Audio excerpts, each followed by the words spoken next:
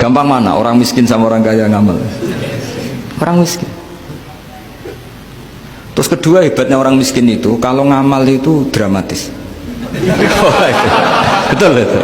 Jadi makanya kenapa Nabi suka orang miskin. Loh, saya pernah ditanya, saya ini punya teman yang kaya raya. Dia biasa ngamal 1 miliar, 2 miliar. Dia nggak terima sama fatwa saya, Gus kenapa Anda masih muji orang miskin? Ngamalnya tuh banyak saya sekali ngamal bisa 1 miliar, setengah miliar. Tapi kata saya, ngamal kamu itu tidak dramatis, nggak seru kata saya. Terus dia tanya, kok bisa Gus? Dia orang kaya, paling ngamal 1 miliar untuk bangun masjid, 1 miliar, setengah miliar bangun pondok, setengah miliar. Tapi kalau orang miskin, misalnya tukang becak, orang miskin kan pasti kawannya orang miskin. Kan nggak mungkin orang miskin utang Abu Rizal Bakri, utang Yusuf Kala, kan nggak mungkin. Kenal saja ndak. Orang miskin kan utangnya sesama orang miskin. Itu pasti itu kan hukum sosial itu. Nah ternyata itu apa? Hari itu anaknya ndak makan, hari itu istrinya mau kelahiran. Utang sesama miskin, diutangi 50.000. Tapi uang ini dramatis. Kalau hari itu nggak makan mati. Artinya apa? Ada orang amal 1 miliar untuk bangunan, kadang aksesoris, yang satu ngutangi 50.000 tapi taruhannya nyawa. Nah sekarang menyelamatkan nyawa sama bangunan tren mana? Maka berbahagialah orang miskin, karena komunitas mereka ini utang piutang urusan apa? Nyawa. Jadi ini lebih dramatis ya, lebih dramatis, lebih keren.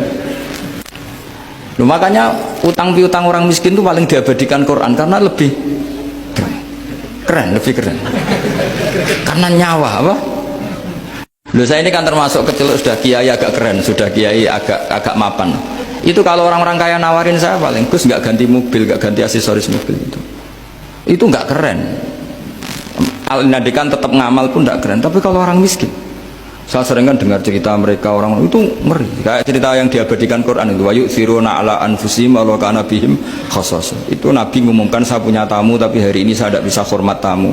Ada sahabat yang usul, saya ya Rasulullah, perlu dicatat dulu di Arab tuh nggak ada warung, nggak ada GoFood, nggak bisa kamu pesen online terus, wah nih nanti delivery gitu nggak bisa. Nah terus akhirnya datang ke rumahnya, datang istri saya, ada makanan? Tidak ada hanya untuk jatahnya bayi. Terus ya sudah, bayinya kamu tidurkan supaya jatah itu dimakan tamunya Rasulullah. Tapi kan jatahnya orang satu, tamunya kan malu kalau nggak ada yang nemanin. Terus ya sudah, lampunya dimatiin, pura-pura kamu nemanin. Wos yang satu ya ada piring sama sendok, pura-pura nemanin, yang satu makan betul. Itu diabadikan Quran. Karena apa? Dramatis gitu. Sehingga pagi-pagi dia datang ke Nabi, kamu punya amal apa? Sehingga tadi malam ada ayat wa yu'thiruna ala anfusihim walau kana bihim khassasah. Mereka mengalahkan kepentingan dirinya sendiri meskipun punya kepentingan sendiri demi tamu tadi. Terus cerita dia, kita tamu tadi malam ya Rasulullah, yang saya sanggup menghormatnya saya tidak punya apa-apa, hanya jatah bayi. Itu aja dramatis, bayinya ditidurin dulu. Tapi tidak disuntik ganja, tidak ditidurin. Ditidurin biasa nanti kan, ditidurin biasa. Terus suami saya pura-pura nemani, lampu dimatikan. Nah mungkin tamunya saking laparnya gak penting mikir itu, yang penting makan aja. Jadi maka sebetulnya orang-orang miskin itu tidak usah hiru, wah itu orang kaya bisa ngamal masjid 1 miliar, 2 miliar. Tetap ngamalnya ini sesuatu yang tidak mendesak. Tapi sesama orang miskin, kalau temannya minta tolong itu mesti dramatis. Istri mau kelahiran, kematian, kelaparan, pokoknya yang diselamatkan itu seru semua.